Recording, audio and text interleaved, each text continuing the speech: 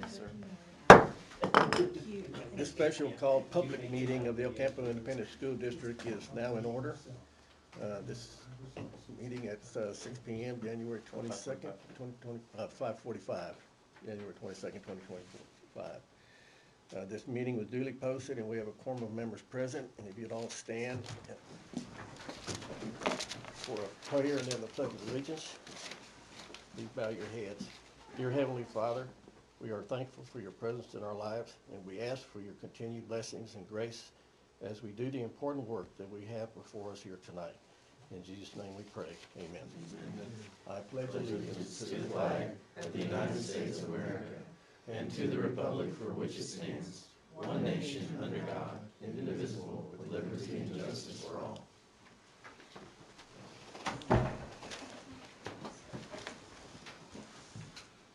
Board members, if you would, Ms. Starry will present our annual district report prior to any public comments. Great. So the information I'm going to share with you tonight is information you've all have seen already. It's stuff from 2022-2023 school year and some data from 23-24 school year. It's just we're required to do a public meeting every year with this information. So if I go too fast, slow me down. I don't mind stopping, answering questions. But this is our annual report. So the first thing I'm going to start with is our taper report. This is published annually from TEA. It's basically, it's composed of all of your STAR data broken down in a whole bunch of ways.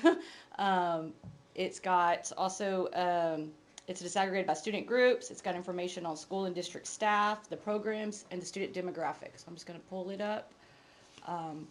The cover page normally has your accountability rating on it. In 2024, we did not get an accountability rating again, so we don't have one. Special ed determination is still needs assistance. However, I can say Amanda has been working closely with TEA and working through a plan, and this past year we actually did better than we've done in the past. So although we still meet the threshold of need assistance, she is working to get those STAR scores up in our special ed population. And so like I said, now all the data on these next pages are going to be all the STAR performance data. It's broken down by grade, by subject. Just kind of scroll through it slowly.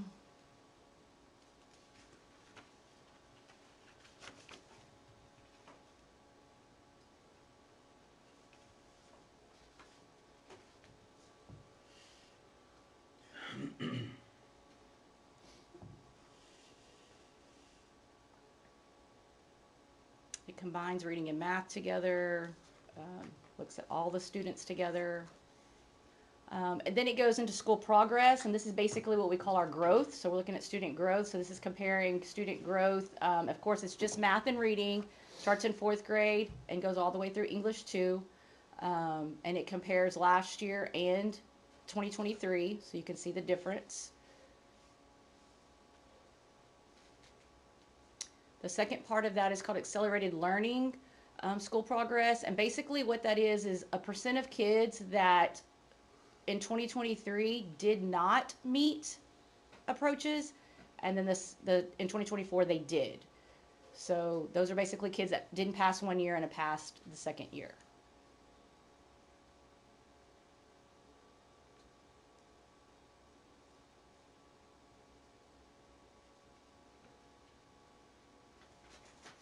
Then it's broken down for our bilingual and ESL students.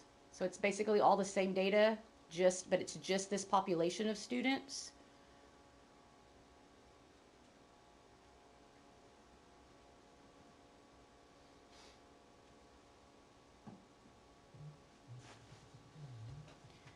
Then it goes into what we call STAR participation, and basically this is just it's counting the kids that are taking the test. And so as a district, we've always had a real high participation count. So that's kudos to our principals and teachers for having the kids there to take their test.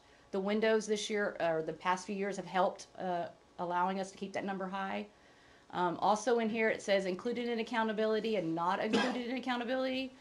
which that means is if a student was here on our snapshot date in October, and then they also took the test with us, they count in our accountability. If they were not here for snapshot, but they took a test with us, they're not included in accountability. So you can see our percentages there.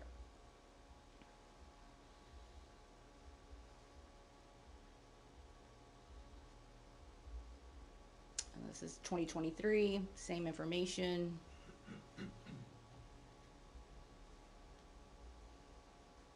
Then it goes into the attendance, graduation, and dropout rates. So you can see our attendance rate did go up a little bit this past year.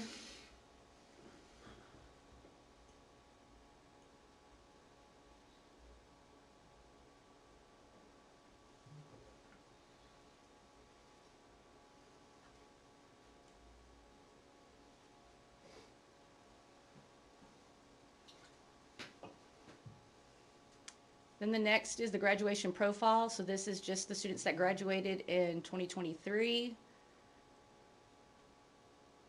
And it just, their breakdown by ethnicity, what plan they graduated on, what special programs they might have been in. Then we have our CCMR, which you can see we have a very high rate in CCMR. This is the high school accountability, basically.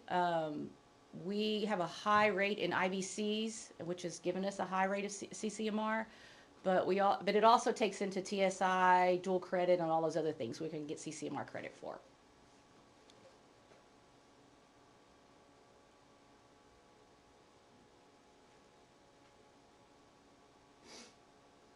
And these are just a breakdown of the indicators by subject in a little more detail.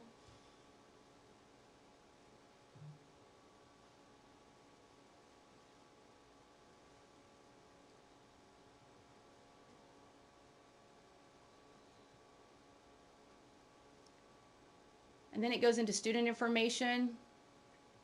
So this is our breakdown, our number of students from 2023, 2024, by grade, by ethnicity. Goes into special populations.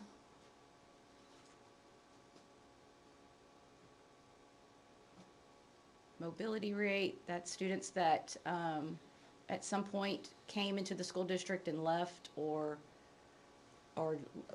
enrolled later in the school year. Then we have the breakdown by, this is retention rates. And then class size information.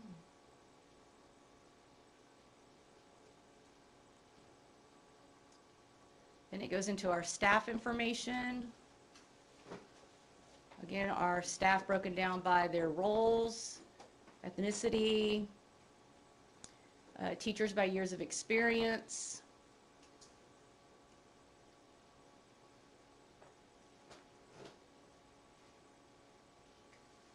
Average teacher salary is in here.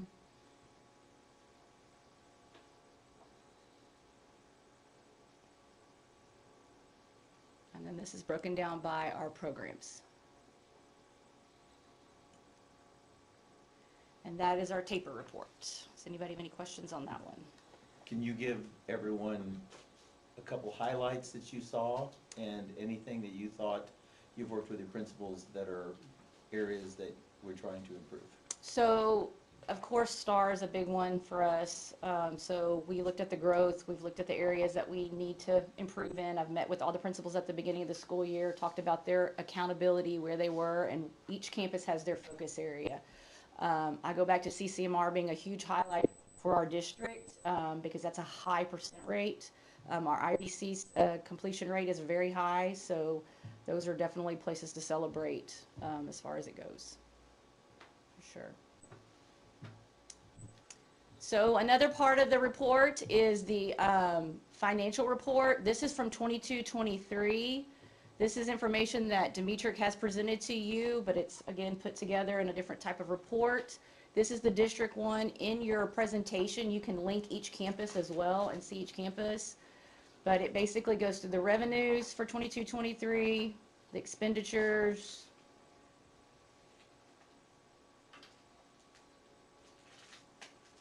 disbursements, and tax rate, and fund balance. So again, information you've seen and heard from Mr. Wells.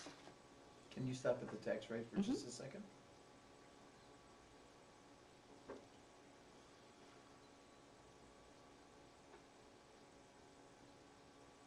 Board members, you may have to know about that later in the second meeting.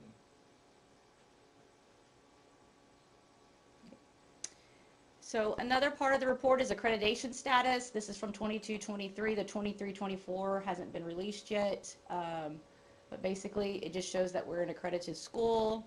Our first rating in 2022, which is the financial, was an A, and our accountability rating in 2022 was a B for academics. Also in the report is all the campuses' improvement plans. This one's Myatt's. I just pulled up one. But you can go through each campus and see their goals, the strategies that they use for their goals, and their completion rate towards those goals. They progress monitor this throughout the year to make sure that they're on track to meet their goals. So again, these are the strategies that go with each goal. So you can look up each campuses as well. This is our unsafe school. This is basically showing, it's kind of small, see if I can make it a little bit bigger. This is basically telling you we have 0 instances of these, what are considered highly dangerous, unsafe, can put your school on radar, your district on radar. So we've done a good job with safety and making sure that we don't have any of these. Bless you. Thank you. And the last part is this is students that graduated in 2023, and what the state tries to do is track where they go if they're going to a college. And so you can see basically, so let me make it a little bigger, where the students that they tracked went to. So each campus that they selected for 282 graduates.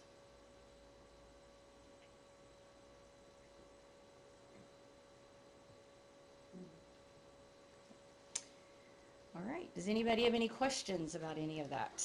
I know I went through it real fast. Like I said, it's not anything new that you haven't already seen. Everything is linked in the presentation, so if you have any questions later, you're welcome to contact me and I'll be happy to explain it. Thank you. Questions, comments? Nothing? We have to open it up for public hearing. Anyone? Yes, it is a public meeting, so if anybody's got any questions or comments. It looks like everybody here is one of ours, so I don't think there's anybody from the public here to comment. Principals might want to comment, though.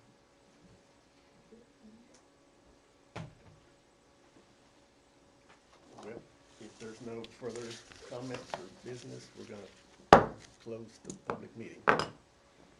We've got about 2 minutes. after 6:02? 6:02 on January 22nd, 2025, and call to order this meeting of the campus school district. This meeting was duly posted and we have quorum members present. Would you please stand for a prayer and pledge allegiance? Dear Heavenly Father, we give you thanks and humbly ask for your divine guidance to grant us the wisdom and clarity needed to make sound decisions that will benefit our students and community. In Jesus' name we pray. Amen. Amen. I pledge allegiance to the flag of the United States of America and to the republic for which it stands, one nation under God, indivisible, with liberty and justice for all.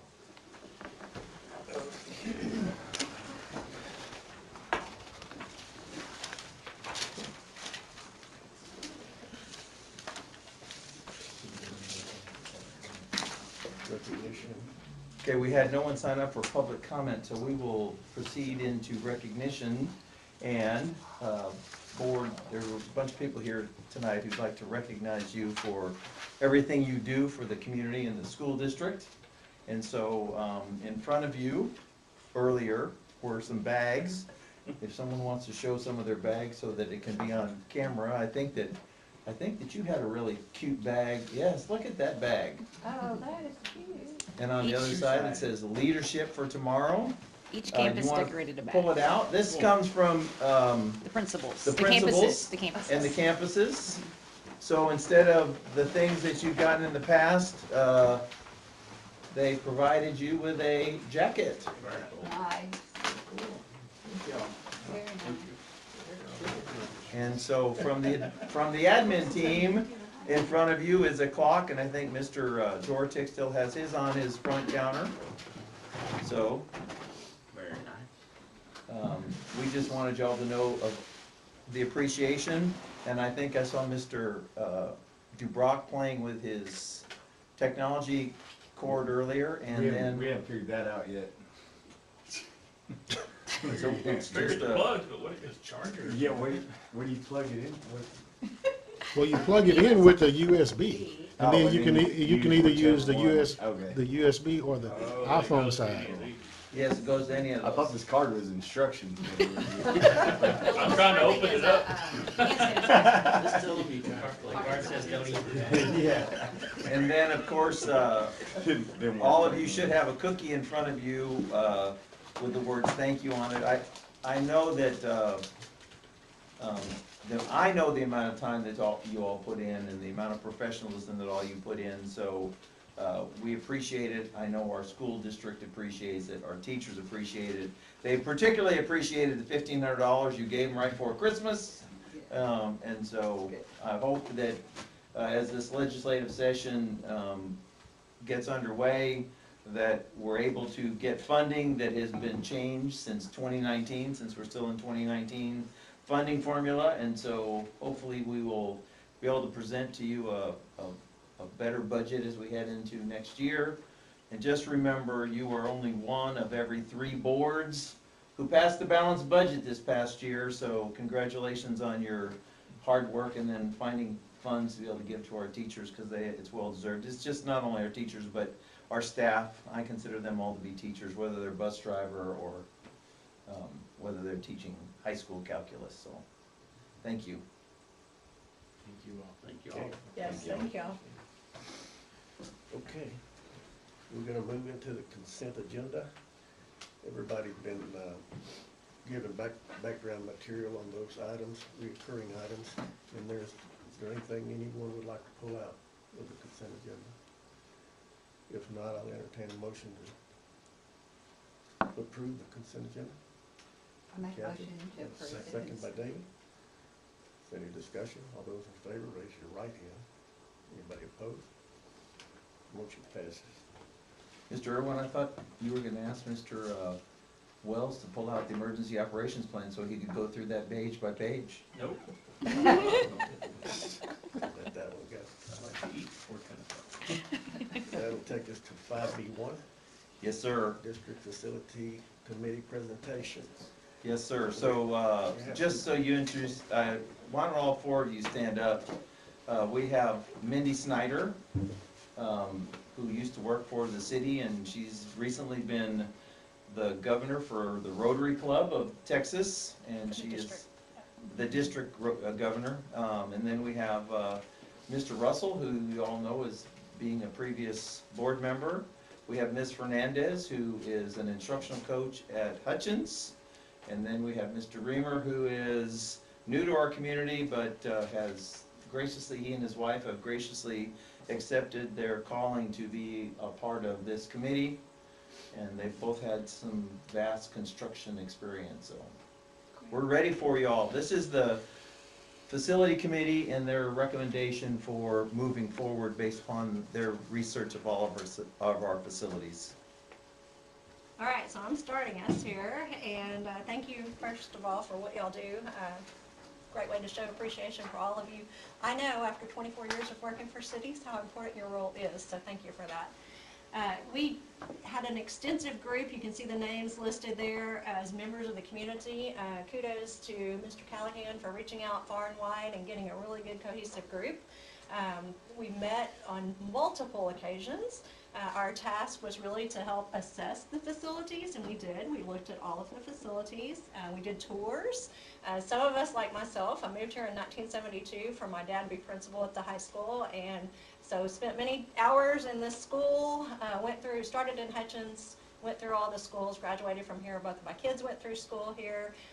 My mom retired as a teacher, my sister retired as a teacher, my sister-in-law is still teaching, so very intimately involved with all the facilities. And it was good to have a cross-section of a lot of different people that, you know, have kids that are there now, have kids that will be in some of the, you know, other schools in the future, and those of us that had gone through there, and some from like Mr. Reamer, that came to the community and were kind of shocked at what we have. So it was a really good cross-section. The task there really was to get a recommendation together, and we did that as a very collaborative group, looking at all the different facilities and the needs, and I was really proud to be a part of it. So I'm going to turn it over now to Mr. Russell, because he's going to start giving you some further details. Just the yellow button makes it advance. The Okay, slide, arrow to the right. Gotcha. Thanks for having us in tonight.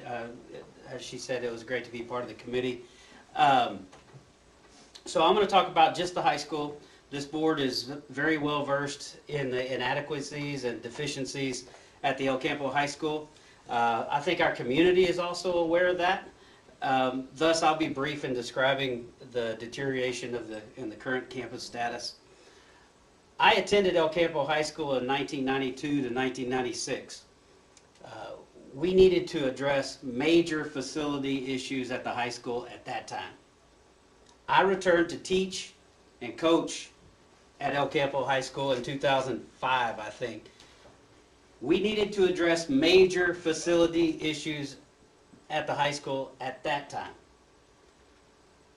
Up until about 6 months ago or whatever it was, I served on this board for 15 years. We needed to address major facility issues at the high school at that time.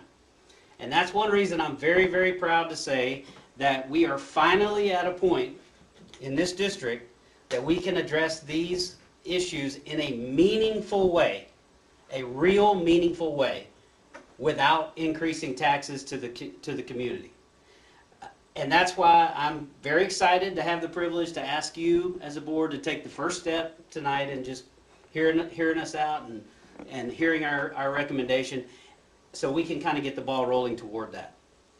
The first slide here, this is just a few of the dozens, perhaps hundreds of issues at the high school. The first picture is a picture of a classroom size and functionality. Classrooms built in the 50s and 60s don't even come close to addressing the needs that modern instruction calls for. Most of the high school is in fact out of compliance with TEA for classroom size. The second picture is a picture of our cafeteria. This topic has been discussed so much in this boardroom that I don't think I need to beat that dead horse, but I can summarize it. Our cafeteria is absolutely awful. So the next picture there shows some of the portable buildings that are used at the high school.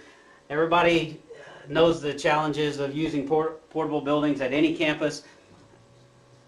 The problem is multiplied when you have to put your life skills kids in the portable buildings. In that setting, not a good thing.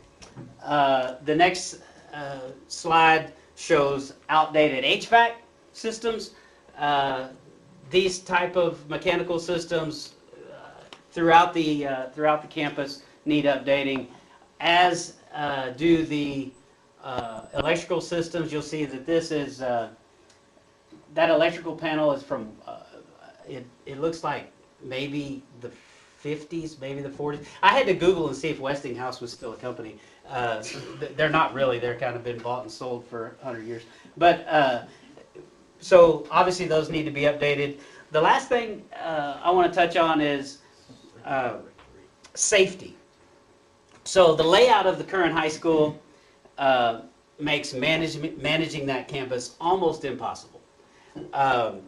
And then you take that into consideration, and then you take into consideration the component parts that make up that campus. One example is that louver door that is in H building there. Those types of things have no place in a modern school. The next slide, we're going to talk about what the plan is moving forward. The plan, this is two pictures of the same layout here. The plan is 74,000 square feet of new educational space, which will be as contiguous as possible. There will be around 60,000 square feet of renovated educational space.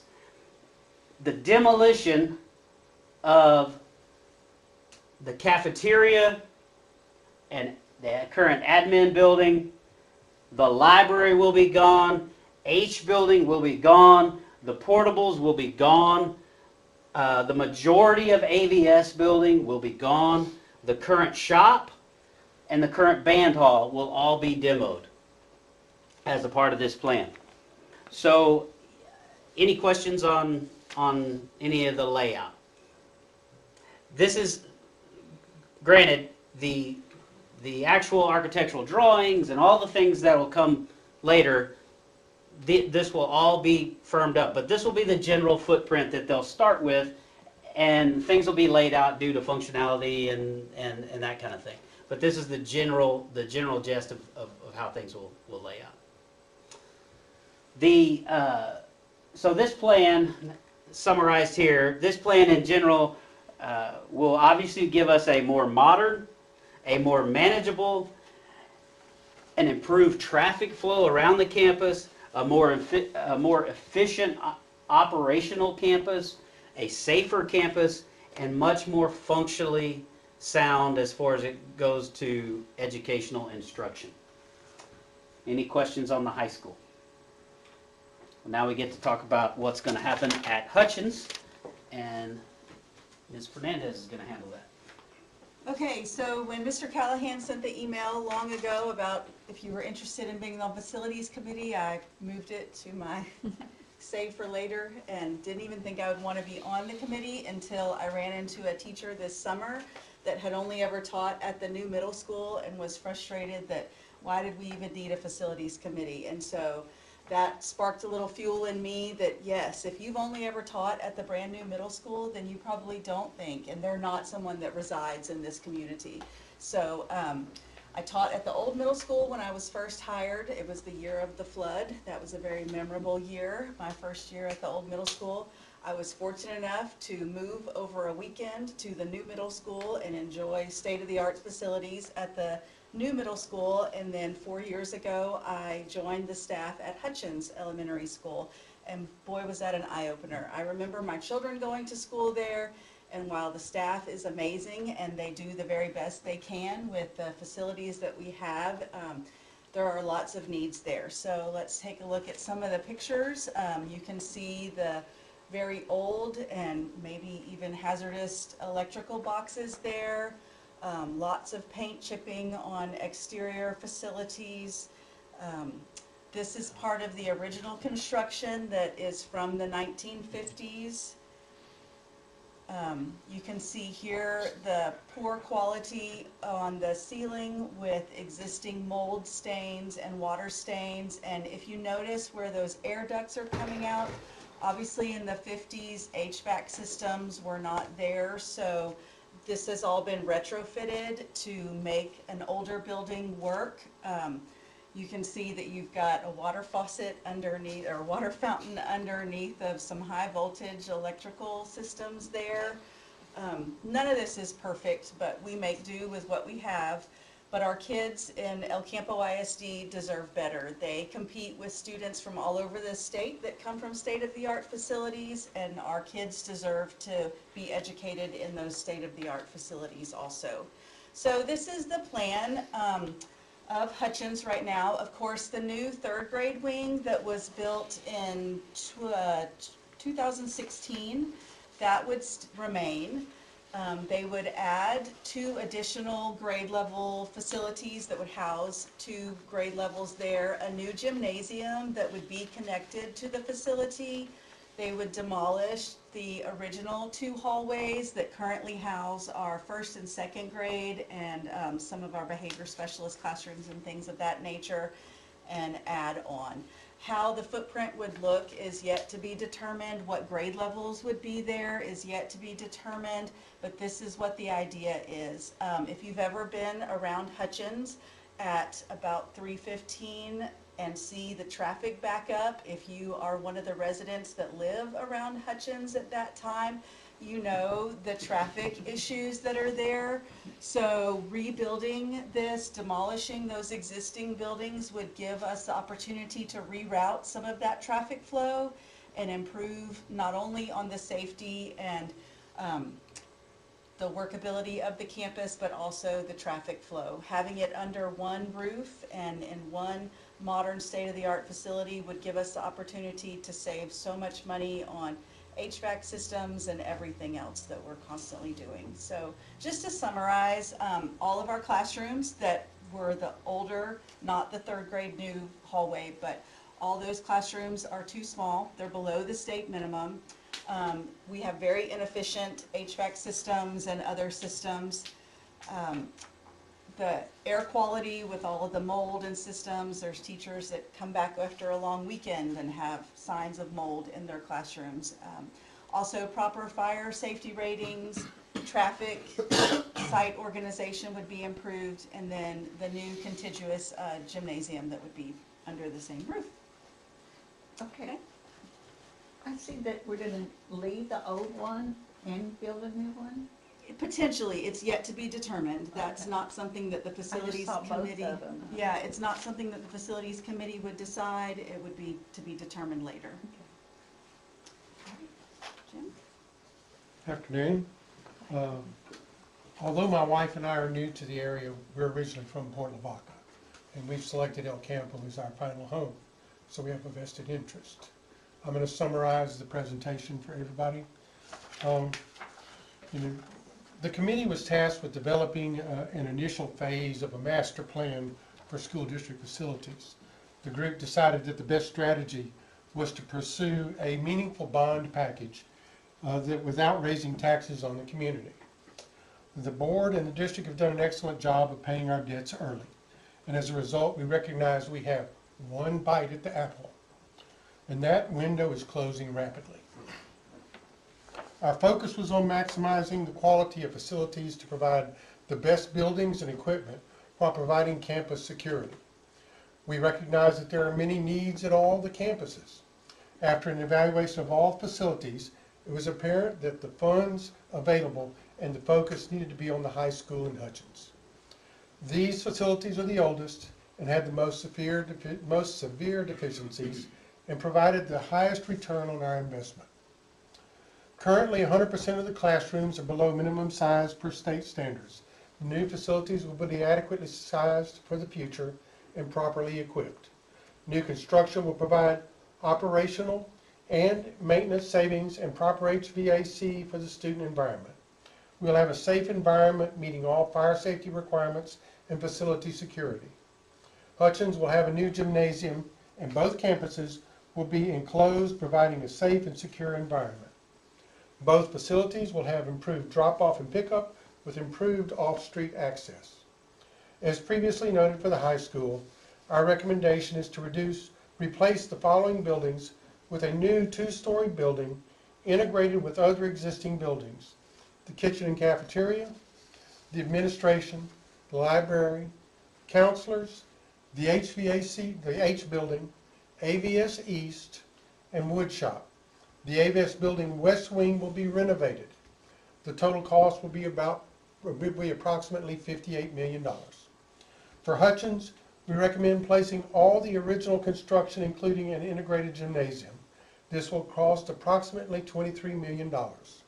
This places our total construction cost at $80,905,000, which is our current estimated maximum tax rate bond capacity, and allows us to act now without increasing the current tax rate. This is our very limited window to provide quality facilities that set our kids up for the future. We need to take this opportunity to provide them with an enhanced educational environment that produces college and career-ready graduates ready for their future, as well as the ability to recruit the best educators. Thank you. Thank you. Thank you. Well done. Thank you all for a very, very good presentation here tonight. Very well done. And I'd like to take a minute to thank the whole committee for all the work they did, the time and effort that went into this is remarkable, and I've been on that end of it too. So I know the sacrifice and the effort that goes into it. So thank you all very much, and thank to the committee for all their hard work and bringing us this, getting us to this point. Yes. And I guess that's. Yes, unless anybody, James, you have some? No, unless the board has a question or If the anything board about would anything. like to comment or have a question about the presentation, No, it's well I done. don't think we're taking action on it tonight, but. No, actually, board members, we recommend a February 5th meeting for the board to make a determination on whether they'd like to take action. So the February 5th Wednesday, that is 2 Wednesdays from today, we would recommend we have a special called meeting at 6 o'clock. You've heard the committee's recommendation. There were 63 people who participated in the committee, as about half of them from the community and the other half from the educators here in El Campo, including Mr. Freeman, who's in the back, and Mr. Wells, Ms. Cooey and Ms. Tupa were also members, Ms. Fernandez, along with a great deal of teachers from the high school and the elementary campuses. I think we only had 1 or 2 from the middle school, but as Ms. Fernandez noted, the middle school is really in really good stead right now. So it was the other campuses that felt that their voices needed to be heard. So if everyone would just check your calendars and make sure that that February 5th date would work for you, then we will schedule a date. We've already discussed Yeah. that. Yeah. Everybody knows about Okay. that date, so it should be on their calendars. 6 o'clock. Okay, all right. I guess that'll be it. I'd just like to personally thank everyone in the group, and I thought you did an exceptional job consolidating everything that was discussed over many, many weeks. We met about every other week since August. So there have been, if you count the months, I don't think we met twice in December. I think that's the only month we didn't meet twice, but in every other month, we met twice all along the way, so thank you all very much. Thank you. Keep sharing the need. Yes. Yep. The committee left the last meeting as a whole, knowing that the best thing that we could do and you can do as board members, if you choose to go that direction, is just spread the word that it is a need, and spread the word that it is not going to burden the community with increased taxes. I just want to mention that the key here is that the committee was tasked with finding out what we could do without increasing the tax rate.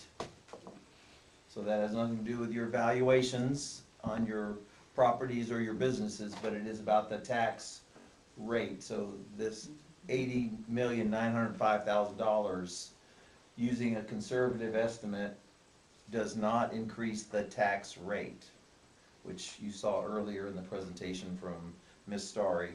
Is it a split between the interest and sinking, which pays for facilities, and the maintenance and operation, which pays for salaries and people and things within the district. So this would maintain that same interest and sinking tax rate. Okay. All right, y'all can stay, or I don't know how much longer it'll be before we have a break, but As much as I love to watch local government in action. Yeah. We're gonna move on to 5C1. I think we have a report on attendance. yes, all of you should have your attendance rate, and I think Ms. Starry mentioned that earlier. You can see that in December of '24, our attendance at the high school, our attendance at the middle school, our attendance at Hutchins, and our attendance at Myatt were all up as compared to last year. Northside was down just a tad, but overall in general, our attendance rates have continued to increase, and we just want to make sure we presented this to you periodically through the year, so this is the time we did it. Does anybody have any questions on the attendance rate? Comments? No? Okay. We'll move on to 5C. Okay, so then we have the calendars. There are two calendars that you have seen, and I think that the idea would be that calendar number 1 basically mirrors this year, and calendar number 2, it's actually called number 3C. These have all been vetted. Basically, as I look, there are, in calendar 1, there are 10 4-day weeks. There are 2 3-day weeks, and there are 3 early release days, and then we have 4 full weeks of breaks. Calendar 3C1 increases the number of week-long breaks. So there is a week-long break in October, there is a week-long break in November, a 2-week-long break in December, January, a 1-week-long break in February, and a week-long break in March. So it adds to the week-long breaks. A major difference is that the calendar 3C1 does not end until the Friday after Memorial Day, but it does give extended breaks throughout the time. I think the other major issue that you'll see is that the majority of the weeks outside of those extended week-long breaks, there's no breaks at all. They're full time. You're going 5 days a week. So the question we have for you is, would the board be ready to vote on this at our next meeting, probably on May 5th? It could be February 5th when we do our special called meeting, or do you want us to send this out to the faculty and staff for a vote? Personally, I'd like to send it out to the faculty. I mean, give them some ownership, let them look at it. They're the ones that are affected by it. I mean, Absolutely. they really need to have some input into this. I believe. Yeah. I don't, I would wanna hear the academic benefit to having multiple 1-week breaks. As a school guy, I find coming back from 1-week breaks, pretty rough to get back to instruction. That's true. So, I can only share you what was shared with me. This calendar came from a recommendation from somebody in our school district who lived it in another school district. And his response was, when he first saw it, he was very apprehensive about it and didn't see the need. But he said, if you look, you go for a long period of time, like Mr. Callahan said, there's no break, and then everybody needs that break. And so you take the break, it's extended, everybody gets a good rest, and then you come back and you go again hard, and then you take a break.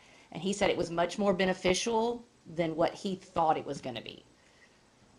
So it's basically to give just teachers some time to kind of stop, and you can see that because some PD days are built in on those long extended weeks for teachers, so it's not a full week for them, but it's time for them to stop, kind of rethink, plan for the next big spell of teaching, and be ready to go, and not spend so much time during the weeks trying to do all of that work. It's giving them time then to do it, and the students just get a break. So. What do y'all think? Well, I'm gonna tell you my opinion as a teacher. I know which one I would vote for, but we can go to the faculty if we want to. But it's gonna be they're gonna want the longer breaks. I have some concerns about that instructionally, and also childcare and those kinds of things that people deal with when you're out of school for a week.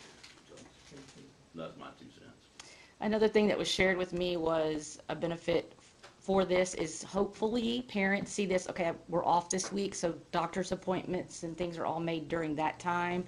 Vacations, things when they're leaving school to go do, they're doing it during that time instead of leaving during the school days, was also another benefit of it. So, but that's just, hoping that that's what's happening and they don't miss school when we're in school.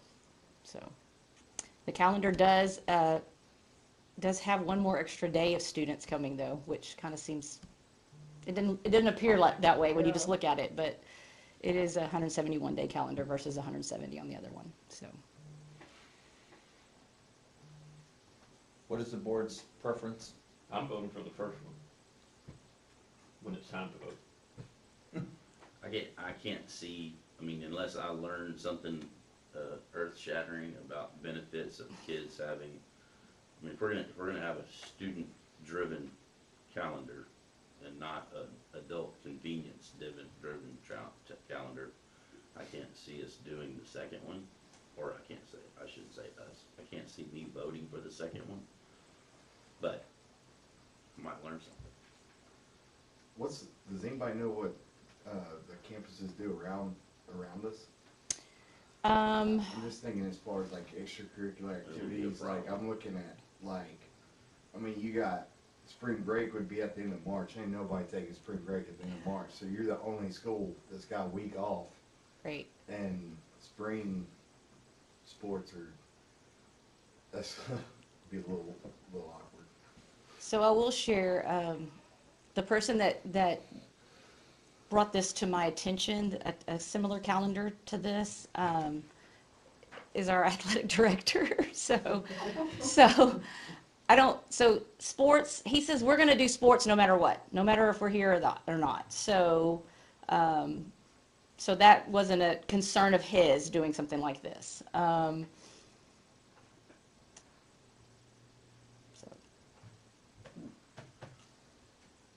Personally, I would like the teachers to have a say, but I'm just one person. I wouldn't know. We were just looking at trying to, we've had the same traditional type calendar every year. It's only changed very little. So this was just another way for us to look at something different and put something out there different to see what kind of response there would be. We have no idea what teachers, because there's pros and cons. As a teacher, you can poke holes in both of them. So, but we have, as an administrative team looking at it, we had no qualms about what we're currently doing. Like, it's worked, it's been great, there's nothing wrong with it. We were just trying to put something out there, also for like recruiting teachers and making it more kind of attractive. As far as other school districts, when you pull calendars from other school districts, they're all different. They all look different. This one's coming from a Houston area. There's like several school districts in the Houston area that have a similar calendar, but a lot of them are running now 4-day school weeks, so you're going to see a lot of that. So I have read where they have been experimenting with stretching out the year. Just this is only a week or 8 days, but where they stretch out more than that, and they've had pretty good success with the shorter summers. But I know we're not going to go that route. But this is kind of leaning towards that, where they have more breaks during the year, but they stretch the school year out, maybe yes. by a month. Yes. Where the summertime, that break is not so long, and the kid, that's where right. they claim that some of the kids really get behind is in that summer break. But I'm like Kathy. I'd like to see what the teachers have to say about it. That might influence. All the workshops you go and everything, give the students accountability, make them a part of it, and now we're telling we're gonna do it and not give them any say, or, you know what I'm saying? Does anybody have a problem with letting the teachers have a? I don't have a problem with it, but I'm like Rich, if there's not an academic advantage to Well, it. let's let them at least, We can do what we want. yeah, let's Why let. not let them have right. a say? Yeah, we don't have I to, said I don't have we a don't problem have to with agree it. with If they really wanna have a say, they can run for the board.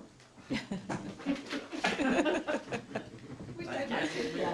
I will add this, the first calendar, when we were creating it, I put a survey out there to the staff and just asked them questions, kind of to give me, it's very specific questions, not just general, but very specific. Do you like this? Do you not like this, based on our current calendar?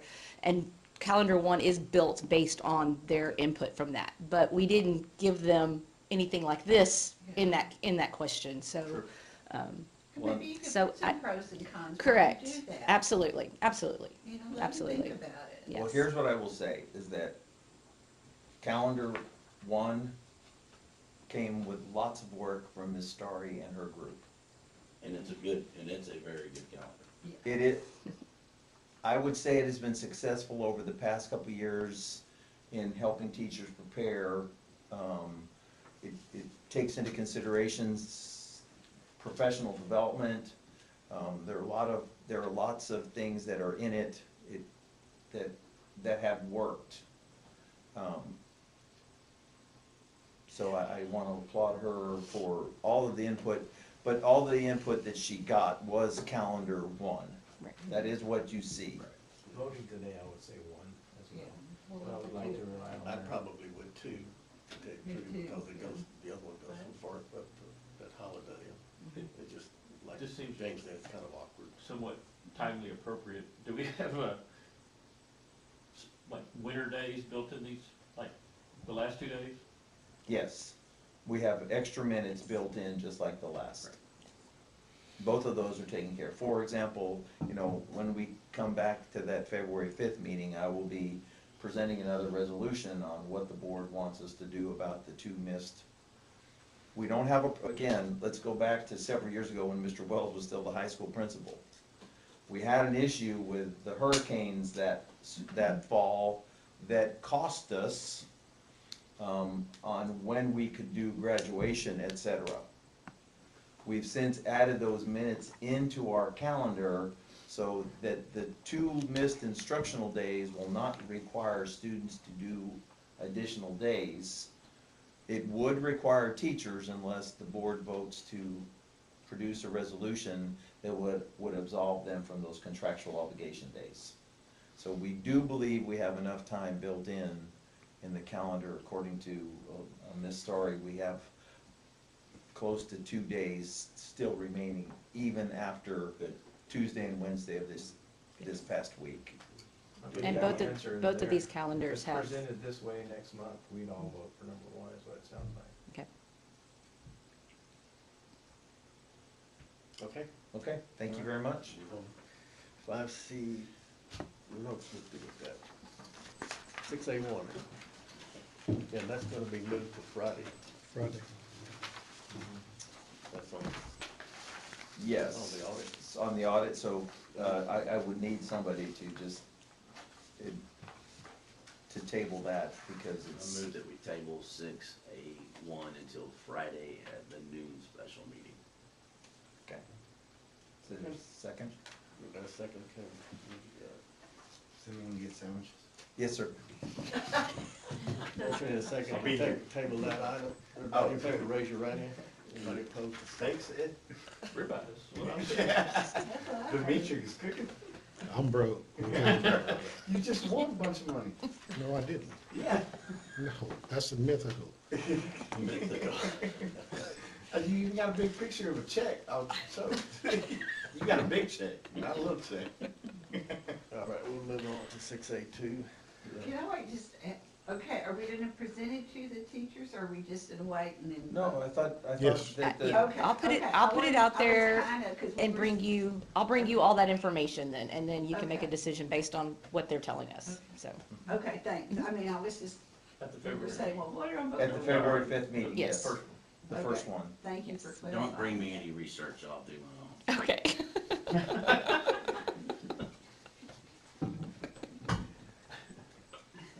So 6A2. Okay. So, board members, we brought forward a resolution to bring about a voluntary resignation incentive program where the dates, I think it's February, this is the last Friday in February, or what are those, I don't have them right in front of me, and I don't think I have the resolution in here. Do I have the resolution in here? Oh, yes, here it is. Okay, so, March 7th, if people let us know by March 7th, if they were going to not return next year, we would give them a $3,000 incentive. If they let us know by the end of March, March 28th, there would be a $2,000 incentive. And if they let us know on Thursday, the 17th, there would be a $1,000 incentive. Therefore, people could help us make plans for the future, particularly with the tenuousness of the legislature, and we don't know what they're gonna do next year. This would help us make plans for 25, 26. And I think you saw the resolution. Anybody who's previously submitted their letter would also be eligible, et cetera. This is for contract employees only who have a reasonable belief that they will be employed in 25, 26. It has to be a Chapter 21 contract, so that differentiates those who are not certified and don't have Chapter 21 contracts. I will read the resolution if Mr. Irwin would like. Nope. I think we're good. We all know what it's been. Okay. Before, we were always asking them to let us know by the end of February, I believe, when we did these kinds of incentives. This is kind of a compromise, I think, and a pretty good one that allows them to have a little more, for those that need a little more time to make up their minds, so, but they still get some incentive, even if they went on into, to March. I'd like to make a motion to approve the voluntary resignation incentive program as presented. Exactly. All right, we have a motion by Ed, second by James. Is there any discussion before we vote? All those in favor, raise your right hand. Anybody opposed? Motion passes. Board Member 6A3, I would like the board to consider termination of the McLemore Building Maintenance Incorporated contract that would go through the end of June. And the issue then would be if we made it effective on June 1st, May 31st, that we could have another company in for the summer cleaning. And we would like to be able to have that opportunity to bring forward members of the board, people who are, and we'd probably go back to the buy board, since we've had some good success with the buy board, bring in somebody who would like to work within El Campo ISD to provide us our maintenance services. But this would be to allow us to stop the contract 1 month early. And if the board remembers, I think right before I got here, the board went into a contract with McLemore, so that would have been probably in May of 2020. So we've been under contract with them for 5 years. We just think it's time to utilize other services. So do we lose anything by terminating this early? Nope. Just 1 month of what we would pay them. Yeah. So to clarify, we're gonna terminate it effective June 1st, but there's still gonna be. Well, it would be the last, I said June 1st, but that really, they would be effective, it would be effective the last day of May, so that we would have another company engaged by, and I think June 1st is a Sunday, which is exactly what. When are we allowed to engage with other companies? As soon as we, Whenever, so we can do it. we can do it right. I'll start, if That's what I- the board agrees, then I will start looking for, alternate submissions through the buy board to see who has an interest. I move that we terminate the maintenance agreement with McLemore Building and Maintenance effective June 1st, 2025. Motion by Rich, second by Ed. Any discussion before we vote? All those in favor, raise your right hand. Anybody opposed? Motion passes. And 6A4, I would like for us to postpone dealing with that until after we come out of closed session. You'll notice it's written on there, but And 8C, pursuant to Texas Government Code 551.076 and 551.089, we would go into closed session to deliberate the deployment or specific occasions for implementation of security personnel, critical infrastructure, or security devices and training programs for the school guardian program. So this would, the legislature gives us the opportunity not to discuss safety issues in open session, so I would like us to table that until we go into closed session and then come out. And then take action on 6A4. That would be the first thing we do. Okay, all right, I guess we're done, ready to go in. Unless there's anybody who has the, 6:49, we will now go into closed session. Okay, the time is 7:23, and the board will now reconvene into open meeting. Okay, we have two action items.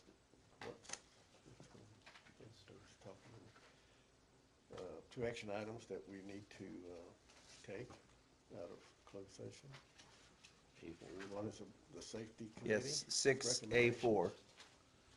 I move to adopt the safety recommendations from the the recommendations made by the safety committee. Have a second? We have a motion and a second to adopt those recommendations by the safety committee. Is there any discussion? All those in favor, raise your right hand. Anybody opposed? Motion passes. Now, I would entertain a motion to extend the contractor superintendent for 1 year. Yeah, I'd like to make a motion to approve an extension to the superintendent's contract through June 2028. We have a motion and a second. Is there any discussion? All those in favor, raise your right hand. Anybody opposed? Motion passes. Yay, thank you very much. Appreciate that. Thank you for all what You you deserve do. it. Thank you. Anybody For sure. got anything else on? No, sir. Okay. I was gonna say, Yeah. it is now 7:24, and there being no further business on the agenda to come before this meeting, I now declare this meeting adjourned.